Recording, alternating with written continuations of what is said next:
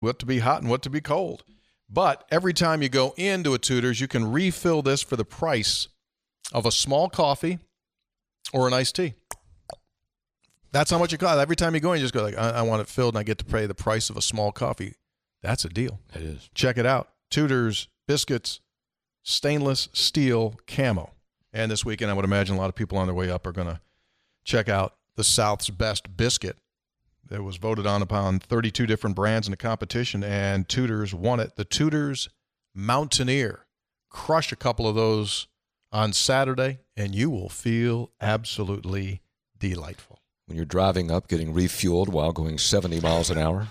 I don't think you can do that. Yeah. No, I don't think you can either. Unsafe. All right, so here's... Wildly unsafe. All right, so here's the deal. filling up, not the eating of the biscuits. Yeah. Exactly. Yes, eating the biscuit's fine. All right, this is everything y'all need to know for the food court. It does open on Wednesday, August 28th, from 4 until 10, Wednesday, Thursday, Friday. Saturday, according to here, it's 8:30 a.m. to 11:30 a.m. But if you get there around 8, that'll be close enough. Ish. Ish, it says. So what is going to be there? What is going to be there is the question. Every day during the food court, we will have Rev Kev's barbecue. And last year that was a barbecue brisket. Oh. A breakfast brisket that they made. And you know what they told me today when I was over there? They've got a Saturday special this week. What is it? Brisket biscuit. Really? Oh. Brisket biscuit. So that's from last year. Go ahead, if you would, Zach, flow through some of those photos there. So this is coming up. So that is the folks from the wine bar. That is a meatball trio provided by the folks at the wine bar. And that food is the trio of meatballs with fresh bread and Duca's famous cracklins dusted with barbecue and honey, a crowd favorite. Those are outstanding. And also, come here, Travis. Those are outstanding. Come here, Travis. So here, see that cheese right on top of those Zach, meatballs? Zach, cut to the camera right here. Here, can we get him in frame? Wait, There's Travis Jones. This is Travis Jones. He's bringing down from the fridge upstairs. He's bringing the beer. He's the voice of the Indians, the voice of the Fairmont State Falcons, and on his prediction show this week, he picked 10 wins for the Mountaineers. And a win over Penn State. Thank you, TJ. We appreciate it. Parkersburg Brewing. Yes, it is Parkersburg. Very good. He's a Parkersburg native. Parkersburg guy. Yeah, one of the all-time greatest athletes at Parkersburg Catholic, but never really got the attention he deserved. Absolutely. Thanks, Trav. So thanks, T-Bone. So here it is. It's here. Yeah, so here it is. So long awaited. All right, and these babies are cold. So this is our second beer.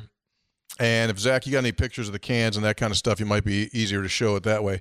But this can also, I don't know if you want to drink the beer because the can's so dark. Look at that. Look how pretty that is. That is great. That was designed by a WVU student named Chloe. I haven't had the chance to meet her. You ever meet her? Haven't met her yet? No. So we got great folks, WVU students that help us. So great design. This new beer is called Connection 304. If you're a regular listener, you know that we often talk about the unbelievable connections in the state of West Virginia. This beer is going to be available this week at the food court, and it's going to be eventually distributed in each of the 55 counties of the great state of West Virginia. And Senator, I believe we're making it into some Go-Marts as well. Efforting. Yeah, we're efforting to get it in some Go-Marts. More on that on Friday's show. Yes. Before you're coming up. So Hold that up again. Because that can is outstanding. It's gorgeous. Like the beer's going to be great. I had a preview taste of this over the weekend. You guys are going to like the beer. You're all going to love the beer. That's the whole point of this. This can is nice. I think you could take that can, Hoppy, put it right up on your shelf as a collector's item. I love the design. Connection 304. Yeah, I like always that a lot. a West Virginia connection. Yes. So we'll have it available. Perfect. We'll have it available as a draft at the food court. Okay, and then obviously it's also being produced in cans. The folks at Parkersburg. There will be some cans there at the food court too you that can you can buy and take to your tailgate. So here we go, Zach. If you could, I'm going to start just gently pouring this. Hoppy and I are going to share one. Brad's not going to have any. He already had last Saturday. Here, pass that down. That's for Hoppy. Hey, Hoppy, send your glass. Send your glass back down here. First taste. Wait, and Zach, final if you product. would cut down. Wait, hot! Don't drink it yet. Yeah, okay. I'm just smelling it. All right, just because. How's the nose? Excellent. Yeah. I like it. We've tested 2 different versions of this. We have not tasted the final version yet. All right? Okay. If you would, go to Hoppy here, please, Zach. He's got his nose in it. Go to me first on beer. Go ahead. Go ahead and do it. It is nice. Looks good. Good color. I think it's awesome. Excuse me? I think it's awesome because it's there more than Kirchevale. The citrus is not there now. Okay. And there's more of a boldness to it, which I like. More of a what do you call it? It's an Appalachian lager. More of a lager taste to it. Right. Good finish, great finish. Just a hint of bitter, not overly bitter. Just a hint. That's a strong beer right there. I like that a lot. But easy. It's easy. Yes, it's still drinkable. Yeah, very easy. It's not going to, I mean, if you like, it's not one of those beers that are going to turn you off because it's so different, but it's different enough. Yeah, it's nice. That is exactly what we were trying to accomplish. We always want these things to be extremely down here. drinkable. Here's a little bit on it.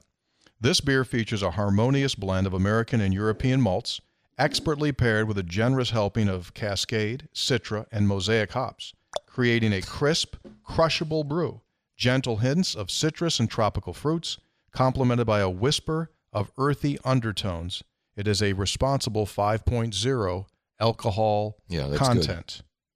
Good. All right? We're going to get it into retail as soon as possible. It will be at the food court, and we are efforting to have it at the Go-Mart in Flatwoods and various other Go-Mart facilities. So shout out to everyone involved in this project. And I'm going to take my first sip. Okay. And you say you called it awesome. Oh, yeah. I think it's fantastic. You're in. Very good beer. Very good beer. I like it. Yeah. Tasty. I'm a huge, whenever I drink anything, I always have it with food. Okay. I'm not someone that just can sit back and just like, I'm going to drink like 7 beers. I don't do that. I always have it with food. Okay. So when I drink that, and I'm thinking, immediately it comes into my head. Rev Kev. Like barbecue, meatballs, like savory stuff. You drink it with that, and it's like a perfect pairing. Yeah. Agreed. So you come get that little to-go box there that Rev Kev barbecue has. in a box. Or those meatballs that Duca from the wine bar is putting out there. Have yourself a Connection 304. That's a good start to game day. Unlike you, without food, I might sit on my deck and have a couple of these. Well, that's fine. You can do that. I like them. You like it? Do you like it, Brad? It's good. I did, yeah. And you're not a big beer drinker, right? No, it was very easy. That's what I keep saying. Easy to drink. But distinctive. Very distinctive. Yeah. I All thought they did a neat job. And the can, I just can't get over the cans. I think that's an awesome look. Drinking beer on a Tuesday. I feel like Pat McAfee here. Pat would never do that. All right, good. Well, we're excited for everybody to try some beginning this week. Yeah. Check it out. They're out. Let us know. What do you say we do this thing now? I'll have to go to the bathroom here shortly. I figured as much. Textual healing.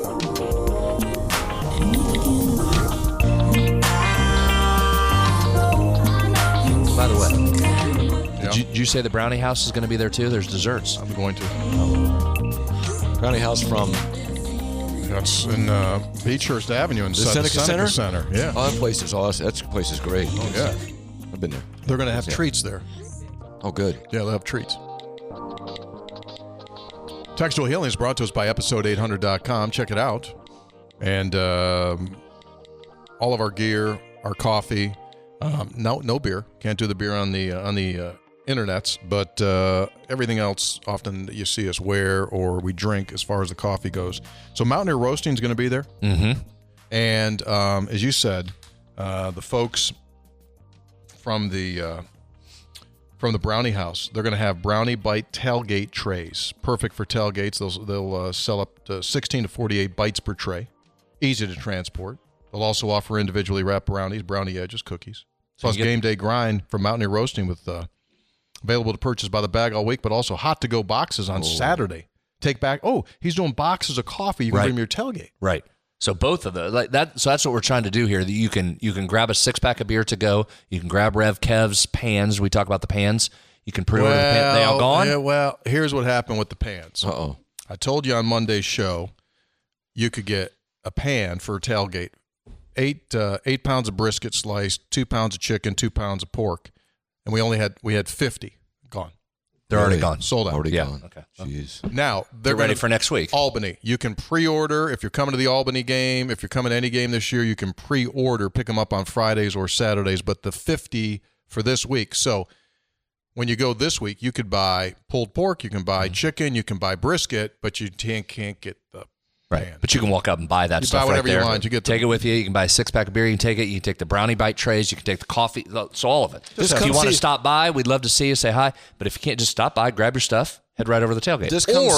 Just get some stuff and stay right there. Just stay there, or come see the food truck. I mean, they should give tours. It's like a circus ride. Yeah.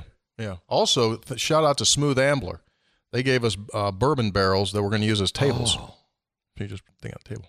Boy, now we will be in and out Wednesday through probably Friday. I don't know that we can get over there Saturday morning. Saturday may be a little busy with an early start. But we'll be in and out periodically, the three of us. Mm-hmm. Correct.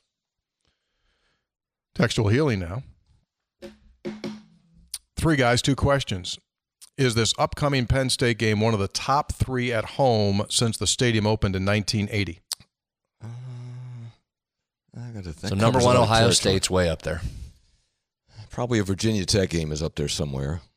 Boston College game. I say no. Maybe top 10, but not top 3. You don't think? Mm-mm. Hasn't happened for so games. long. Mm-mm. I mean, I'm talking about games of great significance. If West Virginia wins, it's going to rank up there. It'll go as an all-time win. Yeah. But I'm saying, is this this one season opening top 10 opponent that hasn't been here in 30 years? That's pretty significant. That's a pretty significant opponent. I guess you would also have to define what do you mean by top 3? Like, are we in season and we're playing for a Big East championship and you got to win a game? You got to beat Miami in 90. You know what I'm saying? Well, that was a good question. It's open to interpretation. Yeah. I'd say off the top of my head, initially, I'd say no. I think they were bigger. Well, you got two Penn State. You got 2 other Penn State games. Yeah. Top 3 season opener. Oh, season opener. No, he didn't. I'm just saying. He didn't say. I'll give you top 3 season opener, but I'm not going to give you top 3 all time. Texter, does Penn State score at least 20 points? Yes. I'd be stunned if they don't. I hope they don't, but I think they will. Texter, 3 guys, Seth in Florida. I noticed West Virginia, the only Big 12 team facing a ranked opponent out of conference this year, and is only the only Big 12 team that will play 2 Power 4 opponents out of conference. What a challenge. Let's go. There's a lot of services that had this West Virginia schedule overall as a top 10 national strength of schedule. Dean lives in Parsons, but he's originally Dean from Parsons, but now he's in Fairmont. On the topic of body clock, I often hear, including on this very show, how the understanding of the science of the body has changed, the way players prepare themselves mentally and physically, including diet, sleep, etc. Have teams and coaching staffs cracked the code on best practices to prepare their body clocks for the increasingly common cross-country conference games? If so, what kinds of things do teams and players do in preparation for these trips? They're cognizant of it. They do various things. I don't think there's any, great super surprise secret. I personally think if you make too much of it, it just gets in your head. Yeah. Just go play. No, seriously. I just think too much is made out of it. I mean, you know how many people go to work every single day, hours and hours and hours and hours. I mean, we're talking about getting on an airplane, man, and flying. Like, I don't care if it was 6 hours. It's not 6 hours. It's 3.5 hours. So what? Yeah, I tend to agree. I mean, I think if you were doing it on a regular basis, where you were going 3 hours away or something, but or you were traveling, or you're playing the game in Ireland. I mean, then sure, there's a body clock issue, but otherwise. 3 guys, this is a special week for many reasons, but one I'm most excited for is that we get to officially baptize a new family into Mountaineer Nation. When my family flies to Morgantown from Houston on Thursday, we'll be joined by my good friend Gary, his wife Tina, and their 2 kids. This Portsmouth, England native moved to Houston several years ago, and when we met, Gary told me he was interested in becoming a college football fan and finding a team to cheer for. Fast forward 5 years, he's an avid Three Guys listener, and he's attended one road game but hasn't yet experienced the beauty and splendor of Milan Puskar Stadium. Direct your attention to the monitor. As two of the great